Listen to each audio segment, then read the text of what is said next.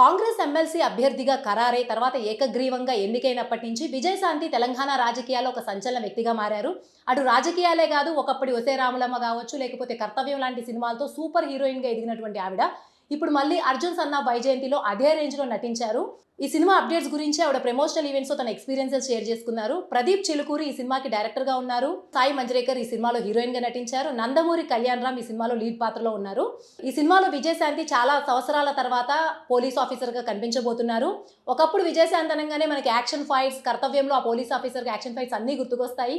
ఈ సినిమాలో కూడా అలాగే ఒక యాక్షన్ ఫైట్ తను చేశానని, తను ఆ సీన్ చేస్తూ ఉంటే తను ఒకప్పటి విజయశాంతిలా అంతే ఎనర్జెటిక్గా చేస్తానా లేదా అని ఆ సెట్ మొత్తం చూస్తూ ఉంటే తను అదే లెవెల్లో పెర్ఫామ్ చేసి అందరినీ ఆశ్చర్యపరిచానని చెప్పారు. సో ఈ సినిమా ఇప్పటికే షూటింగ్ని పూర్తి చేసుకుని త్వరలోనే విడుదలై ప్రేక్షకుల ముందుకు రాబోతుంది.